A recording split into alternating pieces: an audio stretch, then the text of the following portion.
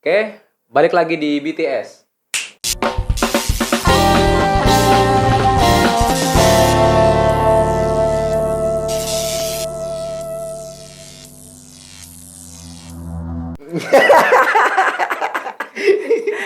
Emang begitu openingnya gitu. Karena aku juga mau. Iya. Selamat pagi. Saya menyapa sahabat saya, Bung Hari Darmanto. Selamat pagi, Bung.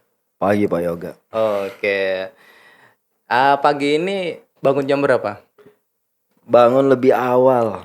Iya, ada alasannya dong ya. Iya. Apa alasannya itu? Panjang ini. Sampai saya harus lewatkan sarapan pagi untuk hadir di tempat ini. Oke. Ya. Ketika bangun, ya ritual biasa. Lihat jam sudah jam 8, gugup. Ada schedule nih. Iya, karena ada schedule yang harus ditepati. Jadi banyak hal yang aku lewati termasuk sarapan pagi. Merasa berdosa saya, Bung. Tapi sudah terobati dengan singkong pagi ini. Oh, siap. Terima kasih Meja kepada redaksi. Iya, Pas iya. ya II semua ya. Iya. Oke, Bung. Saya manggil Bung Hari aja. Baik. Bagi yang belum tahu, Bung Hari adalah seorang akademisi, kemudian juga advokat, dan secara tidak sengaja beliau sekaligus menjadi komisioner Bawaslu Provinsi Kalimantan Timur. Oh. Oke, Bung, sebelum kita masuk ke tahapan yang lebih jauh lagi, saya pengen tanya nih, ada hal baik apa pagi ini sampai sekarang? Berangkat dari bangun tidur deh, gitu. Iya, hal baiknya pagi ini pertama memang saya masih hidup, ya kan? Tentu. Syukron, alhamdulillah. Iya, itu yang harus disyukuri ya. Kan? Iya. Saya hidup, kemudian saya masih menyempatkan waktu untuk membaca di pagi hari. Kemudian sempat buka-bukaan saya blog. Penulis juga berarti ya? Sesekali waktu. Oke, baik. Nah, Bung Hari ini yang seperti kita tahu, kita tidak langsung melihat Bung Hari seperti ini gitu. Tentu ada step by step, ada sejarah di balik itu semua gitu. Saya pengen tanya dulu, Bung. Dulu itu saya sebut aja kampung ya. Kampung kelahirannya di mana sih dulu itu? Di Ici. Ici. Ada yang tahu nggak Ici? Tahu nggak? Ici di mana tuh? Ici kayak di daerah Cina gitu ya. Ici itu nama perusahaan. Oke. Karena perusahaan itu teramat besar sehingga namanya lebih dikenal dibanding nama kampung kami. Sebentar. Jadi kampung Bung Hari ini masuk di dalam perusahaan Ici itu? Ya, boleh jadi bisa dikatakan gitu. Besar dan tumbuh di dalam naungan Ici. Di dalam konsesi Ici. Konsesi. Oke, lanjut. Menarik. Iya. Oke. Nah, ya sudahlah, kan besar sana hidup. Ici sebenarnya berada di kawasan Penajam Pasir Utara kalau sekarang. Penajam Pasir Utara di Kalimantan Timur ya. Kalimantan Timur. Okay. Kecamatan Sepaku. Sobat-sobat Ici, salam kenal. Ya. Oke, jadi lanjut. di Kecamatan Sepaku ya sekolah besar kecil. Oh, ada sekolahnya juga. Ada, lengkap. Termasuk dia menyediakan sarana pendidikan yang menurut kami luar biasa ya. Komplit, lengkap, kemudian punya area olahraga. Ini tidak melebih-lebihkan. Enggak melebih-lebihkan. Itu yang kami temukan di sana. Tapi memang dia berada jauh dari hingar-bingar, tapi dia menyediakan sarana pendidikan yang baik saat itu. Saya nggak tahu perkembangan saat ini karena akses ke Ici sudah mulai terbuka kan. Kalau dulu kan jalurnya cuma lewat Teluk Balikpapan itu. Teluk Balikpapan ya. Kalau sampainya harus lewat darat kita butuh waktu yang lebih panjang. Lewat darat berarti gimana itu? Lewat kilo 38. Kilo 38 Yang itu akses di perusahaan juga berarti ya? Itu akses publik. Akses publik untuk masuk ke kampung itu. Sisi menarik dulu waktu masa kecil apa sih yang masih terbawa sampai sekarang, barangkali pengalaman lucunya atau Apa ya Sedihnya kalau gimana? Ini di lingkungan konsesi loh, hidupnya ini aneh ya ya kan. kami tinggal di aneh di kampung yang dilalui logging. Nah, tuh. Logging ya. Logging itu kalau kami nyebutnya logging atau kendaraan yang ngangkut log ya. Oke, Itu yang logging. pohon-pohon besar yang Kayu-kayu kayak gede kayu-kayu gitu. gede yang mau dijadikan, kalau saya industrinya industri plywood kayaknya. Mau dijadikan plywood itu lewatnya kampung kami. Menarik. Jadi kami kalau pergi sekolah itu berasa kena pupur. Gitu. Anu. Karena debu. Putih Iya, gitu. putih, Jadi berangkat asli. sekolah, berangkat pagi berangkat dulu kamu pakai baju sana segala macam. Ah, Mak, nggak usah pakai ini. Nggak Nggak usah, usah. nanti sampai sekolah juga kamu putih, Nak. Di jalan. Ya begitulah. Jadi ya begitu asik sih kami juga itu yang menarik, baru lingkungannya juga banyak danau ya, kolam-kolam. Kolam, oke. Jadi perpaduan antara perkembangan hidup di lingkungan perusahaan dan seterusnya. Nggak merenggut masa bahagia anak-anak. Oh enggak, karena sarana bermainnya banyak. Nah, gimana kan sering dilewatin itu, Bung. Iya, kalau semuanya lingkungan rumah ya. Tapi di sekitar lingkungan rumah juga banyak arena untuk mengeksplorasi diri. Saya berusaha memvisualisasikan sendiri nih. Ada tamannya, ada itunya. Lebih ke ini, kolam, danau. Di sekitar danau itu dulu banyak masyarakat yang membuat nanam bercocok tanam sayur yang modelnya terasering. Mungkin kalau dulu kita sering lihat pemandangan itu di Bali, sebenarnya di Ici dulu sudah begitu. Kayaknya ya kita harus sekali-kali deh jalan ke sana lihat gitu. Kalau sekarang kota seperti kota mati. Nah, jadi memang ada dampak ya ketika perusahaan itu, saya nggak tahu sekarang ya, setelah perusahaan itu mengalami kemunduran. Industri kayu mungkin di periode 2000 awal ya, tahun 90-an akhir itu kan mengalami penurunan. Nah, jadi kemudian itu juga mempengaruhi kehidupan di masyarakat. Pengaruh kehidupan di masyarakat, jadi banyak orang yang akhirnya keluar dari kampung itulah gitu ya. Jadi rumah-rumah perusahaan itu menjadi kosong. Sekarang jadi kayak rumah-rumah. Kalau bagi orang yang suka buat konten ini yang agak-agak mistik, itu horor ya. Menarik. Terakhir saya lari di lingkungan itu. Lari pas pulang kampung lah ya. Saya sempatkan untuk lari. Sekaligus sebenarnya merajut memori ya. Merajut memori ya kan. Siapa tahu dari spot-spot itu ada masih aura-auranya yang masuk. Karena setiap jengkal di Ici itu ada kenangan. Siap.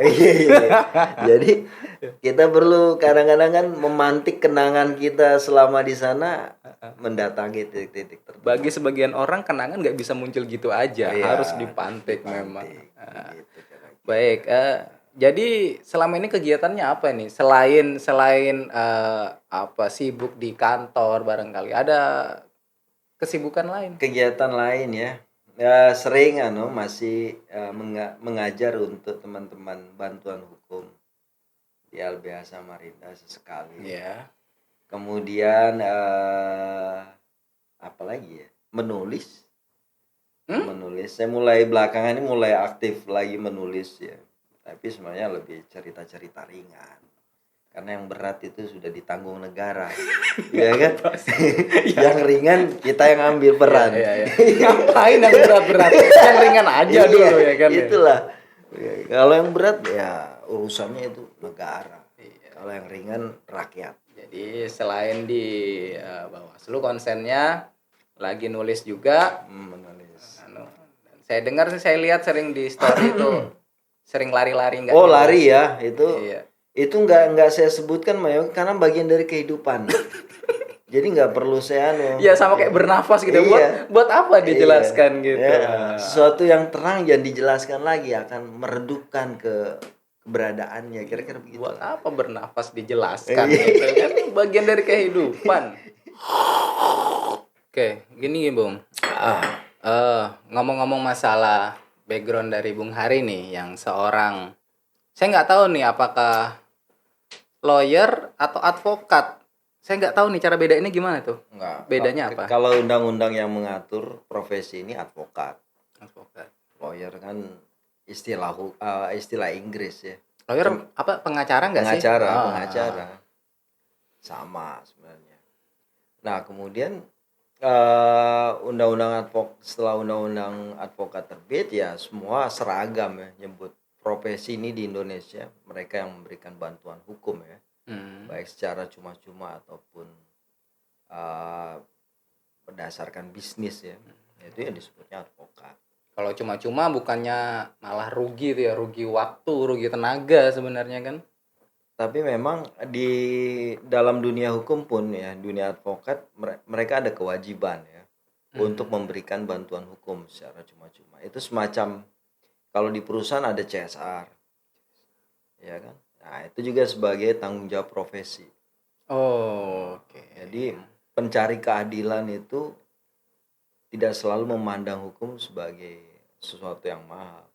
Mereka yang mau mencari keadilan dalam keadaan tertentu, oleh undang-undang diberikan hak untuk menerima bantuan hukum secara cuma-cuma. Oke, ngomong-ngomong masalah hukum nih, saya tertarik jadinya nih. Apakah hukum yang ada khususnya di Indonesia ini sudah relate atau sudah sesuai dengan kondisi sosial yang ada? Karena kan beberapa saya lihat di media nih kan, namanya saya ini kan konsumen gitu kan, taunya apa yang saya lihat itu yang saya baca. Itu banyak kayak istilahnya tuh hukum tebang pilih ya, kemudian hukum tidak sesuai, apalagi yang tagar-tagar lagi rame gitu. Gimana Bung Hari menanggapi hal itu? Nah, ada satu ini ya yang menarik ya. Kalau dalam istilah hukum itu, bahwa hukum itu sesuatu yang kalau dia ibaratkan benda, dia itu benda mati.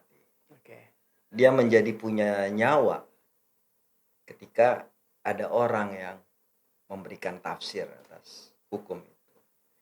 Nah, pertanyaannya, apakah semua orang punya hak memberikan tafsir atas hukum? Nah, maka kemudian diberikan syarat. Nah, diberi syarat profesi ya akhirnya.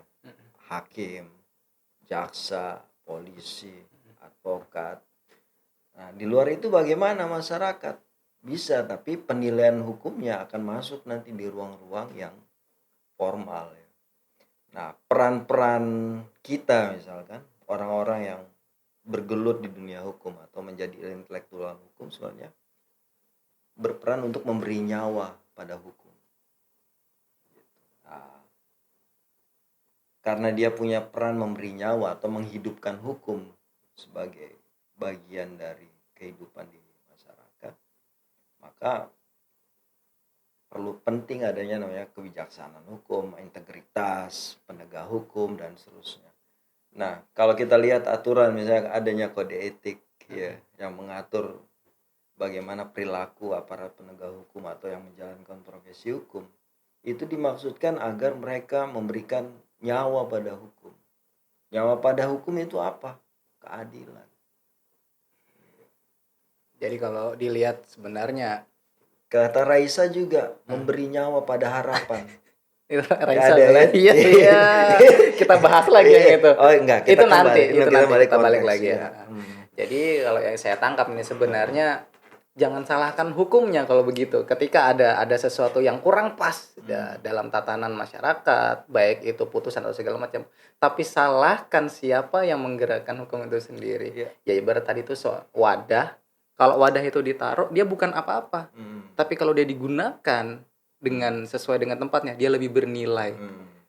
Cocok. Nah, ya orang-orang ini akhirnya, makanya hukum juga akhirnya punya cara untuk merespon tadi kekecewaan publik atas ketidakadilan atau adanya perilaku aparat penegak hukum yang mungkin menyalahgunakan kewenangan yang diberikan padanya. Apa anunya? Dia hukum menjangkau mereka juga untuk dipersoalkan secara hukum. Tapi problemnya kalau kita lihat ini jadi serius ya, Gak? Ya, memang harus serius. Ini kan sekaligus edukasi. Oke, baik. Ini aku jadi kayak ceramah. Silakan lanjut lah. Gak enak aku nah. Enggak apa-apa. Gak apa ya. Seperti ini. Jadi Apa tadi ya? Aku berhenti di mana tadi? Hukum. Makanya Hukum kalau menjangkau, ya hukum menjangkau. menjangkau Nilai-nilai perbuatan-perbuatan ini. itu. Nah, makanya kemudian, tapi problem kita apa? Kalau lihat struktur hukum itu bisa nilai hukum itu keadilan, kepastian, kemanfaatan itu. Asas. Ya, nilai hukum. Nilai, oke. Kalau Gustav Rubrah menyatakan gitu. Enaknya. Semoga beliau dirahmati Allah ya. Jadi nilai hukum tadi itu bisa diwujudkan karena ada faktor. Ada faktor struktur. Itu aparatnya. Ada faktor substansi. Bagaimana norma hukum itu diunyikan dalam undang-undang. Kemudian ada faktor budaya. Budaya hukum di masyarakat. Nah, itu berkelindan. Kalau dalam masyarakat yang budaya hukumnya rendah, maka praktek tirani penegakan hukum akan terjadi. Ada contohnya seperti itu. Iya, bisa jadi. Iya. Kan hukum itu kan dihadirkan untuk membatasi kekuasaan biar nggak sewenang-wenang. Ya. Tapi ketika masyarakatnya itu budaya hukumnya rendah, hukum akan bisa berubah fungsi menjadi alat tirani, alat kekuasaan. Nah, biar hukum itu tidak berubah menjadi alat kekuasaan, maka masyarakat juga harus melakukan kontrol, membangun kesadaran hukum. Jadi kalau cuma kita istilahnya ini penegak aja nih yang jalan hukum, juga enggak, kurang gitu ya. Harus ada juga peran masyarakat yang apa istilahnya itu masuk ke situlah, support juga. Gitu. Ya, teori klasik dalam kejahatan itu kan seperti yang diucapkan oleh Bang Napi. Gimana itu? Hukum itu terjadi karena ada niat dan kesempatan. Iya, itu teori klasik kejahatan. Tapi itu sebenarnya serius ya? Iya. Saya kira tuh cuma kayak tagline. Gitu. Iya, kayak ngomong-ngomong doang, tagline doang gitu. Dan itu teori klasik kejahatan ya. Iya. Ada niat, kesempatan. Tidak harus misalnya gua targetin lu. Nggak harus kayak gitu kadang-kadang ya. Tapi kan sempurnanya kejahatan itu karena niat itu kemudian dibarengi dengan perbuatan. Jadi sempurna perbuatannya. Iya. Dosanya itu sudah nggak lagi setengah, udah full gitu ya. Iya. Ya. Oke, bicara masalah hukum nih, tentu sebelum masuk ke memutuskan untuk bergelut di apa istilahnya lawyer atau pengacara atau segala macam, tentu ada pertimbangan-pertimbangan sebelum itu. Nah, pertimbangan apa sih Bung yang mendasari Bung Hari ini kok bisa konsen ke sini gitu loh? Padahal kan banyak tuh lain. Iya ya. Bingung kan? Dulu pernah kerja ya di isu-isu lingkungan hidup ya. Gitu. Ini kita tarik dulu. Mundur lagi kita. Ini kalau alur disebut apa ini? Plot twist. Twist di akhir. Oh, lainnya. Jadi kerja di isu lingkungan banyak ikut nimbrung di masyarakat. Ternyata semua problem itu ada hukum ya, di setiap problem di masyarakat. Nah, kemudian banyak orang yang menurut saya sih akses untuk mendapatkan upaya penyelesaian atau keadilan itu jadi sulit. Oke. Nah, dari sisi bisnis kayaknya ini menarik bisnis hukum ini. Akhirnya mendaftar lah kuliah. Saya kira soal hati nurani ternyata. Oke, lanjut silakan. Enggak ya, itu satu hal ya. Iya. Hidup di dunia hukum ini menarik. Iya. Ya. Yang hal lain ya bahwa memang penting juga ternyata memberikan ruang-ruang atau akses bagi pencari keadilan. Karena itu tadi banyak tirani yang dihadapi masyarakat atau kejahatan yang diterima oleh masyarakat bukan karena dia mungkin bersalah, tapi dia tidak berdaya menghadapi kewenangan penegak hukum. Oke. Dalam proses pencarian jati diri itu kan memutuskan untuk kayaknya aku ke hukum aja deh gitu. Pasti ada teman-teman yang terlibat di situ gitu kan. Saya pengen tanya nih, seberapa penting sih nilai sebuah teman, Bung Hari? Kita nggak bisa kerja sendiri ya. ya akhirnya memang kita butuhkan kawan-kawan yang punya gagasan bareng, perasaan perasaan yang sama tentang keadilan, kemudian tentang hukum. Akhirnya ketemulah kan kawan-kawan. Karena bagaimanapun seorang kawan dalam perjuangan ya, atau dalam kita berproses, itu juga akan menentukan arah kita tumbuh kan. Iya. Jadi ya kita tinggal pilih lingkungan perkawanan yang bagaimana yang dapat Kita yang memberikan. menentukan. Iya. Oke. Di antara determinisme sosial ada ikhtiar juga di Iya situ. benar. Harus ada itu, harus ada. Gitu, jadi ya begitulah Pak Yoga. Ini makin ke belakang makin. Kemudian tentu ada teman, tentu ada peran keluarga. Apalagi Bung Hari di sini ya, saya lihat punya keluarga kecil yang saya lihat cukup bahagia gitu kan. Nah, pertanyaan saya yang sangat simpel sih. Dalam menentukan hal-hal besar, bagaimana sih peran keluarga di sini? Nggak, kalau dia berhubungan dengan pekerjaan aku nggak libatkan. Pekerjaan nggak boleh dong dibawa. Oke. Libatkan. Kayak pindah tempat, kemudian saya ingin apa gitu. Kalau dulu berperkara praktek, pasti keluarga nggak ikut mikir, karena itu profesi pekerjaan saya. Tapi kalau hal-hal lain ya kita akan diskusi, termasuk ketika memutuskan anak mau sekolah di mana, pasti kita ngobrol ya, anaknya juga diajak ngobrol. Anak diajak ngobrol. Iya. Itu kan masih kecil. Enggak, kami berpendapat ya bahwa mereka punya ide yang harus dipertimbangkan. Okay. Jadi ya kita dengarin juga, tapi saling adu gagasan, meskipun pada ujungnya ada perasaan bahwa orang tua lebih tahu yang terbaik buat kamu.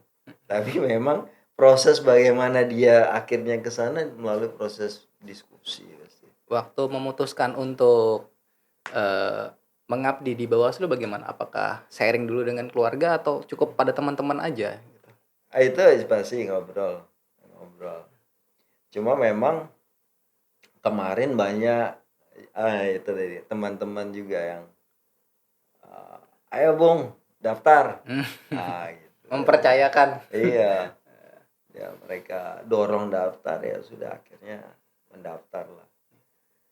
Ya memang ada akhirnya merasakan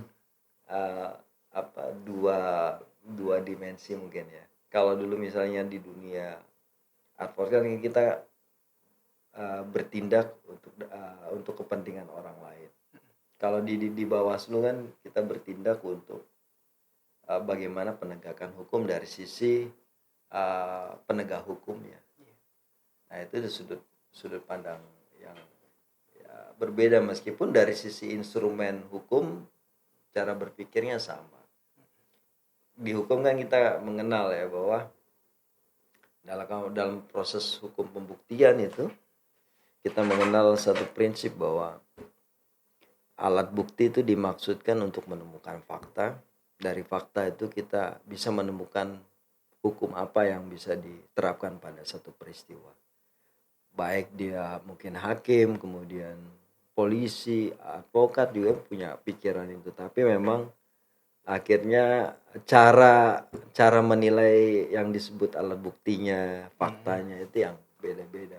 Iya, oke. Terlepas daripada itu, saya melihat di sini Bung Hari salah satu orang yang memang mengedepankan sisi keluarga dulu gitu. Segala sesuatu yang berhubungan dengan nanti saya mau ngapain itu di luar konteks kerjaan, maksud saya seperti itu. Ya pasti akan diobrolin dulu ke keluarga gitu kan. Karena saya lihat kalau saya pribadi, keluarga adalah teman terdekat saya gitu. Jadi orang yang nggak pernah ninggalin saya ketika saya saat Ntar dulu, lagi jatuh. ini aku boleh potong nggak? Gimana? Kita bisa nyanyikan lagu yang apa? Terima kasih emak. Keluarga Cemara. Keluarga Cemara. Gitu. Oh iya, oke. Saya lihat dari kacamata saya gitu kan. Oh iya. Oke, ini kan di Bawaslu saya lihat masa baktinya sampai 2023 nih. Iya. Kalau disuruh milih, apakah nanti tetap nerusin di situ atau akan banting setir gitu jualan opak atau jadi YouTuber gitu barangkali atau apa gitu. Ini pertanyaan yang kalau saya 2022 Pak Yoga. Aduh, oh sebentar lagi 2022. dong Iya, berarti ya. tahun depan itu sudah selesai. Iya. Nah, mengenai apakah akan lanjut atau tidak itu memang sulit ya. Sambil Karena minum kopi iya, kan boleh. kayaknya biar encer ya. Iya.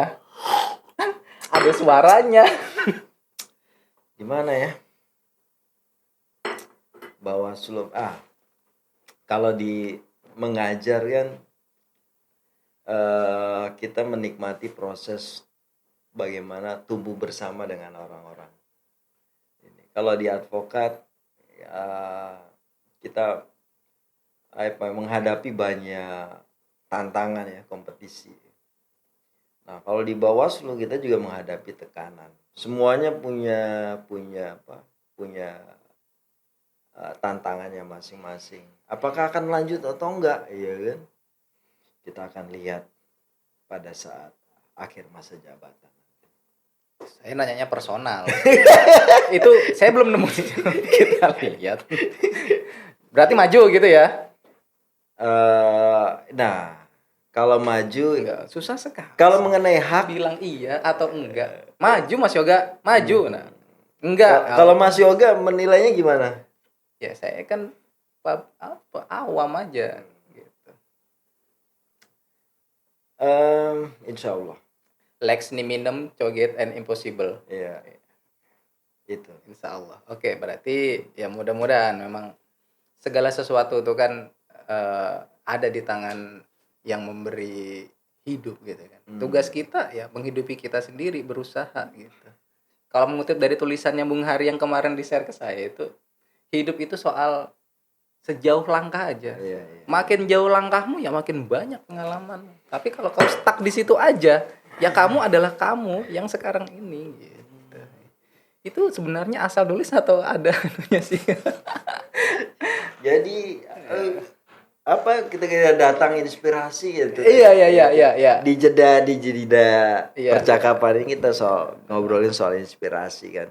Ketika itu datang saya tuangkan.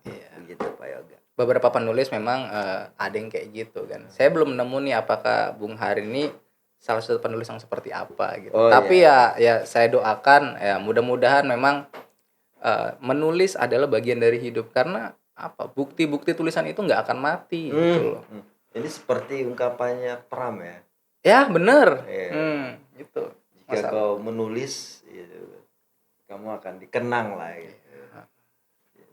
Kalau cuma kerja doang ya selesai ya udah habis.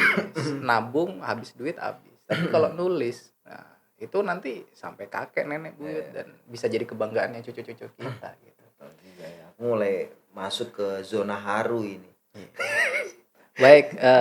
Terakhir, barangkali kita bicara masalah jika diberi kesempatan satu kali lagi oleh Tuhan di luar konteks advokat atau segala macam, apa yang Bung Hari ingin capai gitu? Saya ini punya keinginan menjadi seorang penulis. Itu juga karena mungkin tadi pengaruh masa SMA juga. Mungkin itu yang ingin saya capai di luar dari perjalanan ini, mungkin menulis novel-novel di bidang hukum. Tidak ada kata terlambat sebenarnya. Nggak ada. Jangan nangis gitu agak. Tidak ada kata terlambat. Jadi ya sebenarnya kita sebenarnya bisa menjadi orang-orang yang kita inginkan gitu selama kita mau berusaha. Tapi ketika kamu sudah meragukan dirimu sendiri, maka ya terimalah dirimu apa adanya. Baik. Baik Bung, ngomong-ngomong soal hukum ini, saya pengen tahu dulu dong harapan secara pribadi Bung Hari mengenai kondisi hukum saat ini seperti apa? Kalau harapan kita semua ya sebenarnya hukum ini kan untuk masyarakat ya, untuk manusia yang hidup di alam semesta. Artinya kalau kita tarik ke filosofi hukum atau filsafat hukumnya, bahwa kita semua ini nggak menghendaki namanya dicederai haknya, mengalami ketidakadilan, maka harapan semua aparat penegak hukum, masyarakat yang hidup di republik ini ya, hukum itu bisa menjadi sarana untuk mewujudkan kebahagiaan. Oke. Adanya hukum untuk mencapai kebahagiaan. Baik, sebelum kita tutup ya bincang-bincang kita kali ini, saya pengen ada dong satu kata-kata yang bisa menusuk saya sampai ke hati kayak gitu. Ya. Untuk saya pribadi dan untuk para yang nonton nih di rumah nih. Nah, aku cuma punya ininya apa, si Serio itu semacam tokoh hukum lah ya di zaman Romawi. Oh iya, penting itu. Ya, dia ada kalimatnya yang sering kita dengar ya, si vis pacem para justitium. Apa itu? Jika kau menghendaki kedamaian, tegakkanlah hukum. Aku tepuk tangan juga. Tepuk tangan juga dong. Jika kau menghendaki kedamaian, maka tegakkanlah hukum. Oke, terima kasih Bung Hari Darmanto atas kedatangannya di BTS. Mudah-mudahan menjadi pesan moral baik saya pribadi maupun teman-teman yang lagi nonton di rumah. Dari saya mewakili BTS, kalau ada salah kata mohon maaf. See you next time. Bye bye.